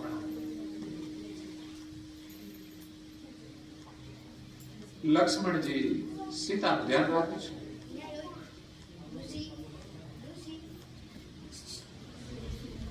પણ પાછળથી કઈ અવાજ આવ્યો, સીતે સીતે. તો સીતાજી લક્ષ્મણને કહ્યું તમે જાઓ ભાઈની પાછળ, કોઈ રાક્ષસ હશે તમે એની સાથે આવ્યા છો રક્ષા માટે, સેવા માટે, તો તમે સેવામાં જાઓ. પણ લક્ષ્મણ એને જવાબદારી છોડીને કેમ જાય? પણ સીતાના કહેવાથી ના છૂટકે જાય છે. ત્યારે એ પણ પોતાની યોગ શક્તિથી એમની સુરક્ષા કરીને જાય છે કે એમણે ફરતી એક રેખા બનાવી, લાઈન દોરી કરી અને માતાને કહ્યું કે આ રેખાની બહાર ન જતા, આમાં તમારી સુરક્ષા છે. લક્ષ્મણમાં કેવી શક્તિ હશે? તો એ લક્ષ્મણ રેખા કહેવાય છે. હવે અત્યારે પણ એમ કહેવાય લક્ષ્મણ રેખા. કોઈ લક્ષ્મણ રેખા ઓળખવી નહીં તો સીતાના જેવી સ્થિતિ થઈ જાય. સમાજની અંદર જે નિયમો છે એ લક્ષ્મણ રેખાઓ છે, મર્યાદાની રેખાઓ છે. એને છોડીને જ્યારે કોઈ પગલું ભરે છે ત્યારે એના માટે ખતરો ઉભો થાય છે. જેમ સીતાના માટે ખતરો ઉભો થયો. રાવણ સાધુનું રૂપ લઈને આવે છે. એને ખબર હતી કે એમ જ તો કઈ આ સીતાને લઈ જવાશે નહીં, અને એને ગુસ્સો હતો. કારણ કે એમની બેન હતી શૂર્પણખા, એમના નાક કાન જ્યારે લક્ષ્મણે કાપી લીધા એટલે ગુસ્સામાં આવી ગયો. એનો બદલો લેવા માટે સીતાનું હરણ કરવા માટે આવે છે, અને હરણ કરવા માટે કપટ કરે છે, સાધુનો વેશ લઈને આવે છે, ભિક્ષા માંગે છે. તો સીતાજી તો લક્ષ્મણ રેખાની અંદર છે. પણ રાવણ બહુ હોશિયાર છે, ચાલાકીથી કહે છે અહીંયા આવીને મને તમે ભિક્ષા આપો. તો જો અંદર તો રાવણ જઈ ના શકે, લક્ષ્મણ રેખાની નજીક જાય તો બળવા માંડે, એવી લક્ષ્મણ રેખા. પરંતુ સીતાને કપટથી લક્ષ્મણ રેખાની બહાર આવીને ભિક્ષા આપવાનું કહે છે. અને સીતાજી એક પોતાનો ધર્મ સમજીને એ લક્ષ્મણ રેખા ઓળંગીને બહાર આવે છે. એનો લાભ લઈને, એકલતાનો લાભ લઈને, જો આ એકલતા છે ને એકાંત, એનાથી પણ સાવધાન રહેવાનું છે. એકાંત ક્યારેક આપણા માટે ખતરો ન બની જાય, એના માટે હંમેશા સાવધાન રહીને કામ કરવું જોઈએ. કોઈ અજાણ્યાની સાથે એકાંતમાં રહેવું એ ખતરનાક છે. કોઈની સાથે જવું એ પણ ખતરો છે. બહુ વિશ્વાસમાં ન રહેવું. કાયદેસરનો સંબંધ હોય પછી જ એની સાથે જવાય, એ સિવાય કોઈની સાથે એકાંત સેવન કરવું નહીં, એમ શાસ્ત્રો કહે છે. સીતા એક મહાશક્તિ હતી, છતાં પણ જો એ ફસાઈ જાય તો સામાન્ય કોઈ પણ વ્યક્તિ હોય, સ્ત્રી હોય કે પુરુષ હોય, એમની સાવધાની રાખવી જોઈએ. તો સીતાનું હરણ થઈ ગયું,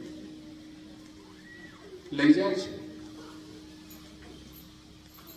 રાવણ પણ કોઈ સામાન્ય નહોતો, એ પણ શક્તિશાળી હતો, શિવજીનો ભક્ત હતો. એટલે શિવજી એ રાક્ષસોને પણ પ્રસન્ન થઈ જાય એનું ભજન કરે તો.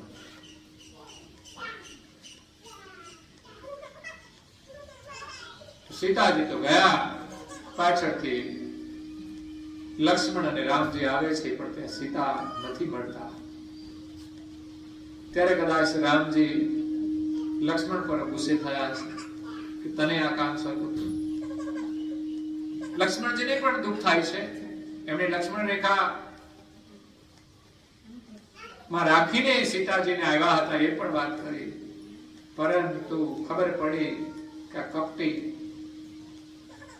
કપટ કરીને સીતાનું હરણ કર્યું છે.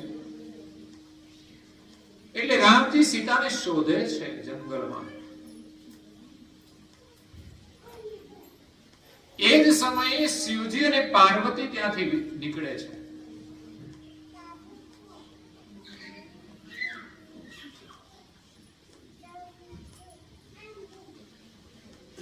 ત્યારે પાર્વતી પ્રશ્ન પૂછે છે કે તમે જેને ઈશ્વર કહો છો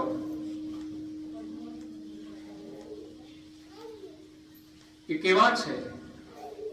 એને બતાવવા માટે જ શિવજી પાર્વતીને લઈને નીકળે છે અને કહે છે જો આ તારા ઈશ્વરના દર્શન કરી લેવા છે. જોયું તો રામ તો રડે છે સીતાની ખોજમાં, એના વિયોગમાં.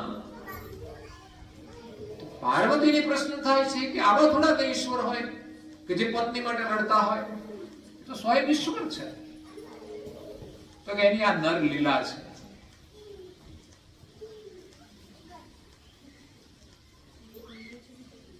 તો કે મારે ને પરીક્ષા કરવી પડે. સતી કે છે રેવા દો,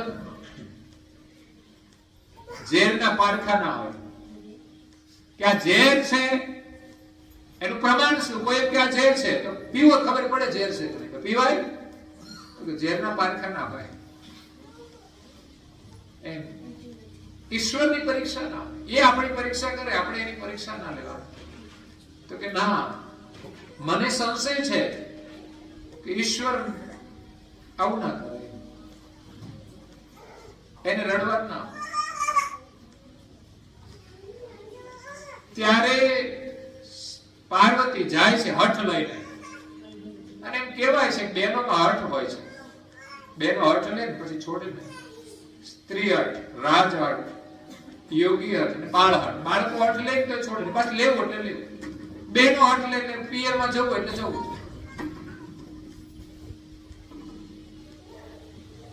અને યોગી હઠ લે બસ મારે આ સાધના કરવી છે તો કરે છે. અને રાજા હઠ લે એ છોડે. એમ અહીંયા પાર્વતી હઠ લીધી, મારે પરીક્ષા કરવી છે. તો પરીક્ષા લેવા માટે એમણે શું કર્યું? તો કે સીતાનું રૂપ લીધું. કારણ કે રામજી સીતાને શોધે છે અને સીતાને જોતા જ ખુશ થઈ જશે. તો ઈશ્વર છે કે નહીં એની પરીક્ષા થઈ જશે. તો સીતા બનીને તો આગળ ફરવા માંડ્યા. પણ રામને ખબર હતી કે મારી સીતા તો મારી પાછળ જ રહેતી હતી, આગળ કોઈ દિવસ જતી. અને આજની સીતાઓ આગળ નીકળી છે, હવે કરે ખરું. ભલે તમે આગળ જાઓ કોઈ પણ ક્ષેત્રમાં, પણ મર્યાદાઓ તોડીને આગળ ના જતા. બસ લક્ષ્મણ રેખાઓ તોડીને આગળ ના જતા, નહીં તો મુશ્કેલી ઉભી થશે. ઘરમાં પતિનું સન્માન એ હંમેશા રાખવું જોઈએ. આપણે કંઈક વધારે જાણતા હોઈએ કે કંઈક વધારે કરતા એનો અભિમાન ન હોવો જોઈએ, કે ઘરમાં પતિનું અપમાન ન થવું જોઈએ. બસ આટલો જ ખ્યાલ રાખો. અને પત્નીનું પણ સન્માન કરવું જોઈએ. જેટલું કાર્ય કરે એટલો એનો આદર કરવો જોઈએ, એનો વિવેક રાખવો જોઈએ. બસ બધાને જોઈએ છે તો એ જ, બીજું કઈ નહીં. ઘરમાં લોકો એકબીજાનો આદર કરે ને તો કઈ ના જોઈએ, સમસ્યા જ નથી કોઈ. પણ પુરુષને એમ થાય હું પુરુષ છું એટલે હું કહું એમ જ કરવાનું. એ અભિમાન પણ સારું નથી. અને બહેનોએ બિનજરૂરી હઠ પણ નહીં રાખવું. જરૂર હોય તો કામ કરવું, બિનજરૂરી કામ નહીં કરવું છે.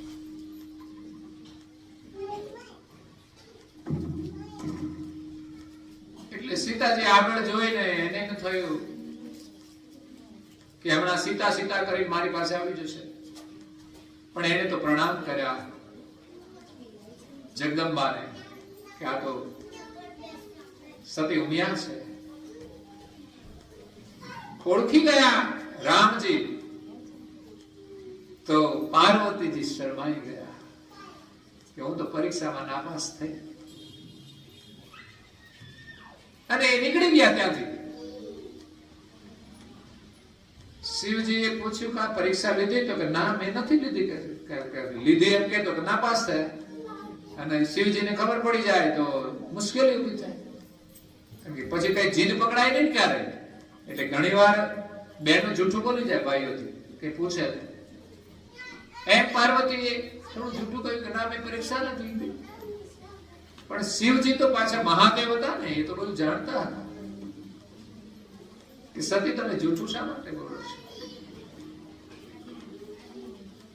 સીતાનું રૂપ લઈ અને પાછા તમે જૂઠું બોલો છો? હવેથી મારો તમારો સંબંધ પૂરો. કેમ? તો કે તમે સીતાનું રૂપ લીધું, અને સીતા એ તો મારી માતા છે. તમારી સાથેનો સંબંધ પૂરો થઈ ગયો. હવે પત્ની છે એ પતિની માતાનો વેશ ધારણ કરે, એ માતાનો રૂપ લે, પછી પતિ એની સાથે પત્નીનો સંબંધ કેવી રીતે રાખે છે?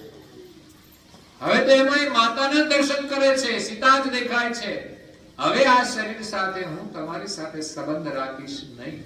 કારણ કે પ્રકૃતિના નિયમ અનુસાર શિવજી અને પાર્વતી પતિ પત્ની છે, પણ એ જો સીતાનું રૂપ લે તો શિવજીના માટે સીતા એ માતા રૂપ છે. ત્યારે એની ભક્તિ એ નિભાવે છે. કોઈની સાથે સ્ત્રી સંબંધ જોડે પછી પતિ એનો સ્વીકાર ન કરે, એનો ત્યાગ કરી દે. એમ શિવજીએ પાર્વતીનો ત્યાગ કર્યો. આ એની ભક્તિ હતી. શિવજીની ભક્તિ પણ અદ્ભુત હતી. મહાદેવ છે એટલે એવું નહીં કે કઈ ભક્તિ નહીં કરવાની, એને પણ ભક્તિ કરી છે. એકવાર શિવ ને પાર્વતી જતા હતા, એમાં બે ટેકરા આવ્યા. એટલે શિવજીએ ત્યાં થોડું વિશ્રામ લીધો અને પ્રણામ કર્યા. શ્રી પાર્વતીએ જોયું કે કોઈ છે નહીં, તમે કોને પ્રણામ કરો છો? તો આ બે ટેકરા છે ને, એમને પ્રણામ કરું છું. કે એમને શા માટે પ્રણામ? તો કે 10,000 વર્ષ પહેલા અહીંયા એક ભક્ત થઈ ગયા હતા, એ ભૂમિને હું પ્રણામ કરું છું કે ભાગ્યશાળી છે પવિત્ર ભૂમિ કે જ્યાં એવા મહાન ભક્ત થયા છે. વિચાર કરો, આ ભૂમિનું પણ મહત્વ છે કે જ્યાં કોઈ મહાન વ્યક્તિ થઈ હોય કે રહેતી હોય, એનું મહત્વ છે. હજારો વર્ષ સુધી રહેતું હોય છે. 10,000 વર્ષ પછી પણ શિવજી ત્યાં આવીને પ્રણામ કરે છે, એવું વર્ણન છે. બીજો ટેકરો તો ત્યાં 10,000 વર્ષ પછી એક ભક્ત થવાનો છે. વિચાર કરો, જ્યાં કંઈક સારું થવાનું છે ને, એ ભૂમિને પ્રણામ. જ્યાં થયા છે એને પ્રણામ, ને થવાનું છે એને પ્રણામ.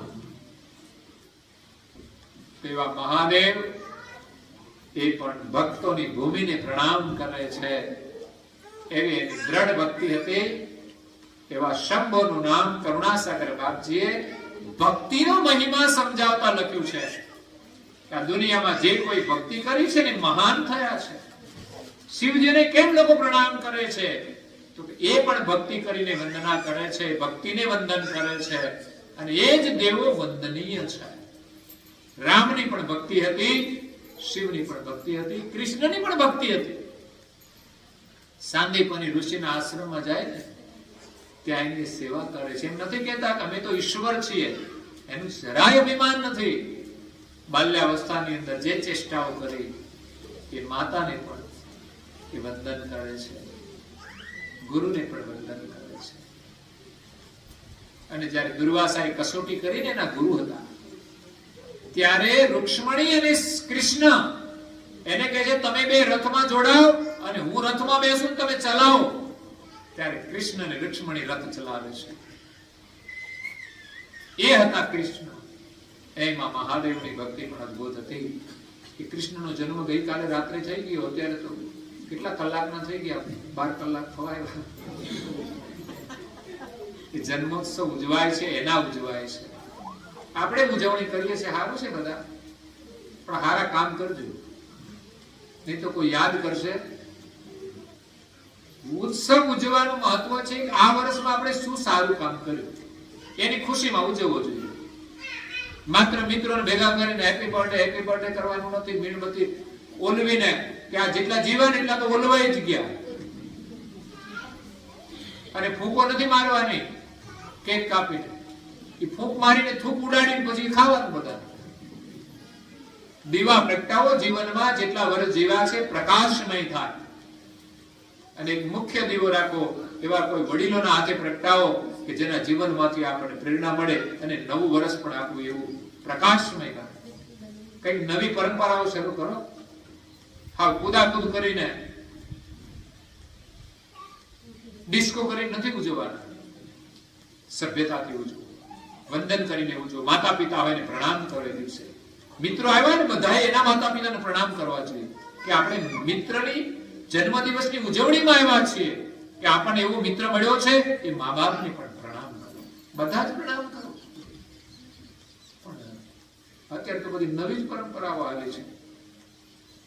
જીવનમાં ભક્તિનો લાભ કોઈ પણ પ્રસંગમાંથી મળે એવી રીતે ઉજવણી કરો. મનાઈ નથી, જન્મદિવસ ઉજવાય એ ગૌરવની વાત છે. બધા શુભકામનાઓ આપે. તો અંદરો અંદર જ બખાડા કરતા હોય એમાં હું શુભકામના આપે? એટલે ઘરમાં માતા પિતાને પ્રણામ કરજો.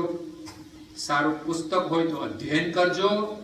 માત્ર 15 જ મિનિટ કોઈ પણ એક પુસ્તક સારું લાવીને, આપણે ત્યાં ધર્મ ગ્રંથોની લાઇબ્રેરીઓ ભરી છે. આખી જિંદગી નહીં, વર્ષ કેટલાય જન્મો સુધી અભ્યાસ કરીએ તો ઓછા પડે, પણ એમાંથી કોઈ સારું પુસ્તક તમને જે પ્રેરણા આપે એમનું પુસ્તક વાંચી, જેમાંથી તમને પ્રેરણા મળે. ઘણીવાર પૂછવામાં તમારા પ્રેરણા સ્ત્રોત કોણ છે? તો કોઈ કે મારા માતા છે, કોઈ કે મારા પિતા છે, કોઈ કે મારા મિત્ર છે, કોઈ કે મારા ભાઈ છે, જેના જીવનમાંથી આપણને બોધ મળે, પ્રેરણા મળે. તો એવા ધર્મ ગ્રંથો વાંચજો 15 મિનિટ. આજે સવારે અહીંયા પ્રાર્થના થતી હતી, જે બાળકો આવ્યા એટલે થોડી વાર માટે પણ પુસ્તિકા જે પાઠ કર્યો ને એ પણ એક લાભ છે, સારા સંસ્કાર છે. એક ધાર્મિક પુસ્તિકાનું પઠન તમે કર્યું છે, એ પવિત્ર વચનો છે, સામાન્ય નથી, ગુરુ મહિમાનો પાઠ છે.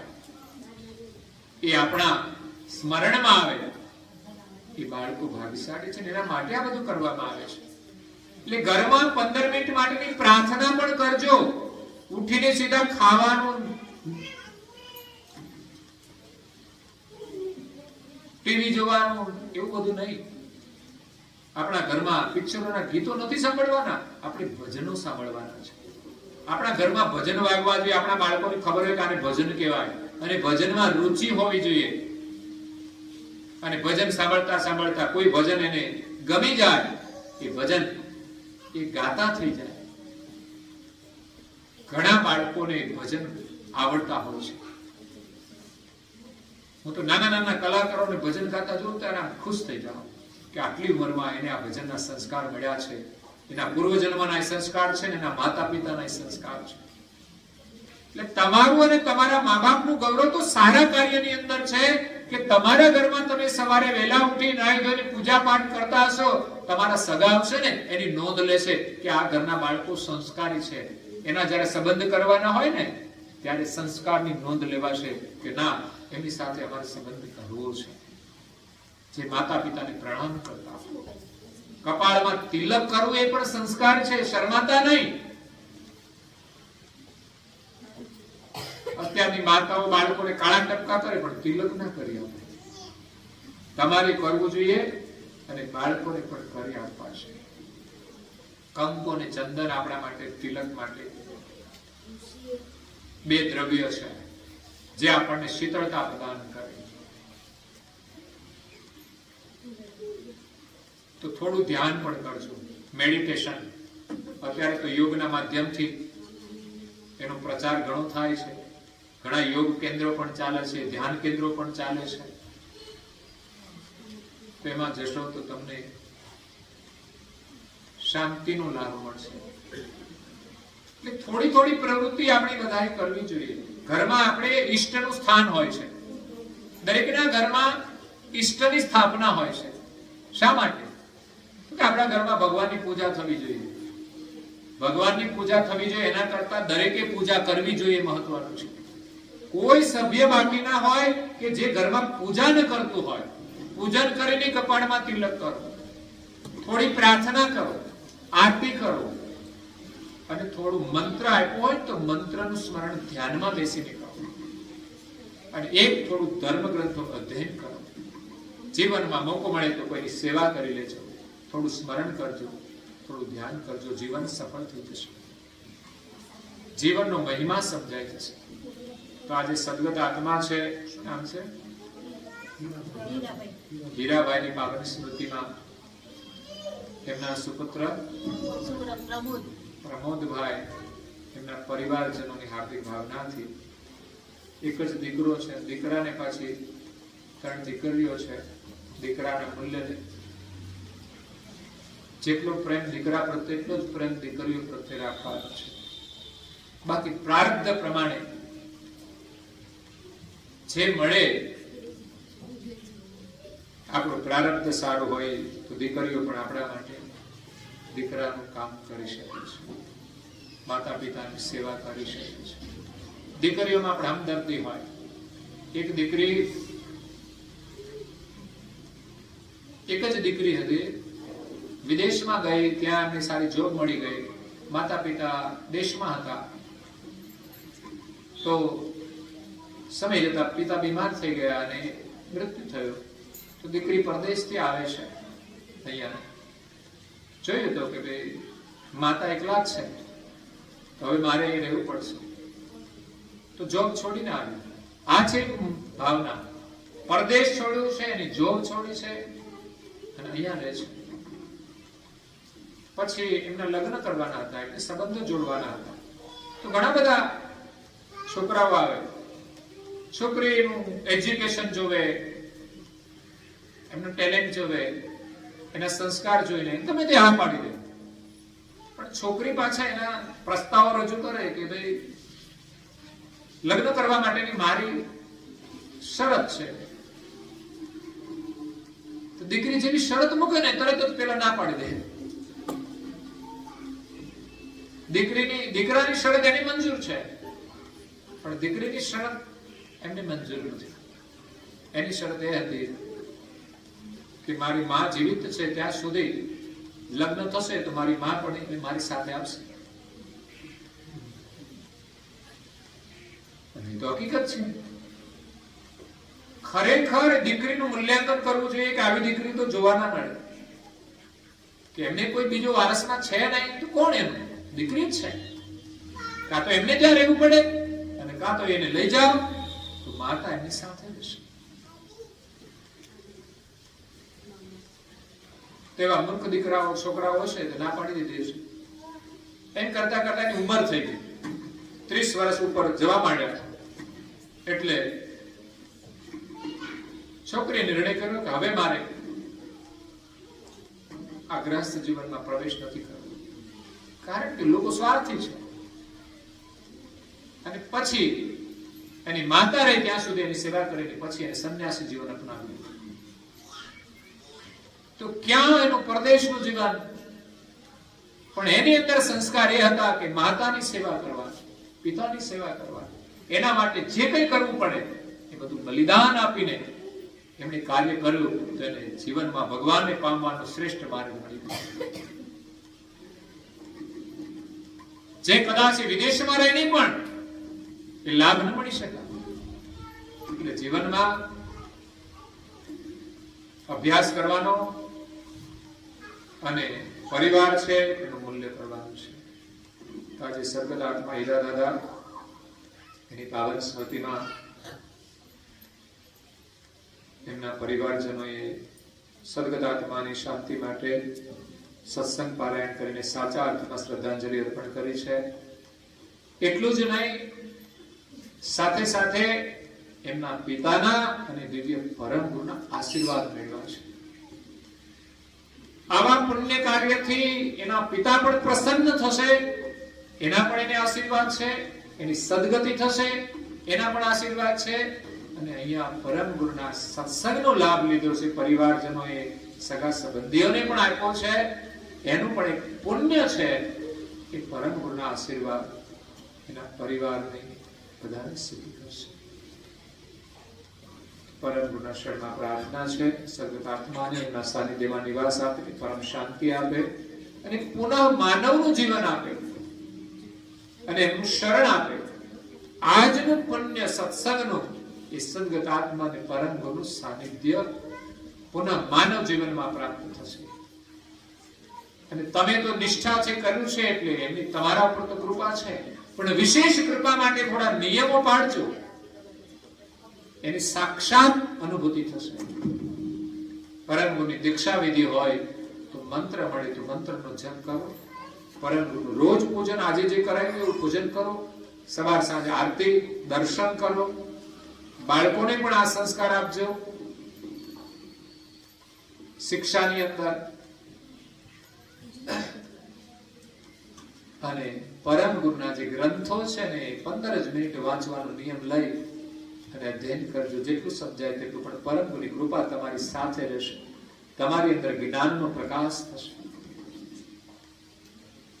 આ બહુ જ મહત્વપૂર્ણ વાતો મેં તમને બતાવી છે, જે આપણાથી થઈ શકે તેમ છે. આપણું જીવન સફળ થઈ જશે, આપણો પરિવાર સુખી થઈ જશે. પરિવારજનોને પરમ ગુરુના આશીર્વાદ સાથે અહીંયા સત્સંગને આપણે વિરામ આપીએ છીએ. અસ્તુ સત્કેવલ સાહેબ. જય જય જય જય જય જય. કથા સત્સંગ પૂર્ણાવતી કા સત કેવલ સાહેબ. 3 વાર પ્રણામ કરવાના છે આપણે, ખોડામાં ખુલ્લા હાથ રાખીને. સત કેવલ સાહેબ, સત કેવલ. 2 હાથ જોડીને બધા બોલજો, સત કેવલ સાહેબ. આજુબાજુ પણ સૌને પ્રેમથી કહેજો, જરા મોઢું ફેરવીને, સત કેવલ સાહેબ, સત કેવલ સાહેબ. જે અંશે આવ્યા પાસે શરણમાં અપનાવજો. પરમ ગુરુએ આત્માને શાંતિ સાચી આપજો. વળી કર્મના યોગે કરીને જે કુળમાં અવતરે, ત્યાં પૂર્ણ પ્રેમે પરમ ગુરુ આપની ભક્તિ કરે. લક્ષ 84 બંધનોને લક્ષમાં લઈ કાપજો. પરમ ગુરુએ આત્માને બોલો શાંતિ સુખ સમ. આરતી આરતી પૂર્વક આરતી રત પૂર્વક સુરતા કરી લીધી. જય કરુણાનિધિ તારણ તરણ ત્રિલોકન છબી અનુપમ પ્યારી પ્રભુ.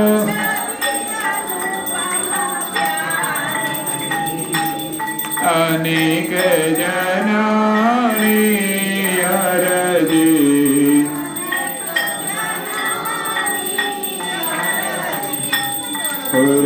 પુરયંતર લીધી. પ્રભુ જય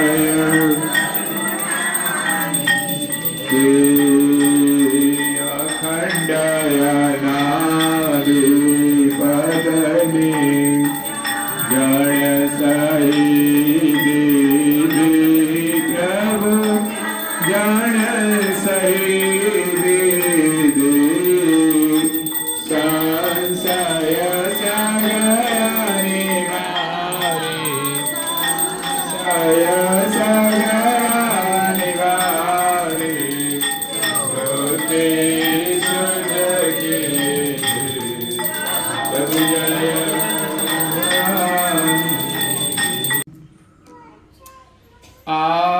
सकृत स्वराज करुणेश केवल करता की पूज्य श्री कृष्ण स्वामी महाराज की पूज्य श्री परम गुरु श्रीमद करुणासागर महाराज की पूज्य श्री नारायणदास जी महाराज की पूज्य श्री सुखबीराचार्य महाराज की पूज्य श्री शुभ संतन के पूज्य श्री सबदेवन के श्री ज्ञान संप्रदाय के श्री कायम पंथ के श्री गगन मढ़े के श्री निर्गुण धुणे के श्री मुक्त द्वार के श्री ब्रह्म क्षेत्र के श्री सच्चिदानंद शाखा के श्री अचंत अखाड़ा की श्री अभिगत गादी की श्री भाल तिलक की श्री रसोई करावे उनके श्री उनके माता पिता के श्री उनके बाल गोपाल के श्री उनके गुरु गोविंद के श्री गुरु गादी सारसा गुरु के श्री कैवल्य धाम के श्री दाता भोक्ता की श्री बोलना हरे गुरु महाराज की परम गुरु श्रीमद करुणासागर महाराज की जय। भोजन थाल पुणावती का सत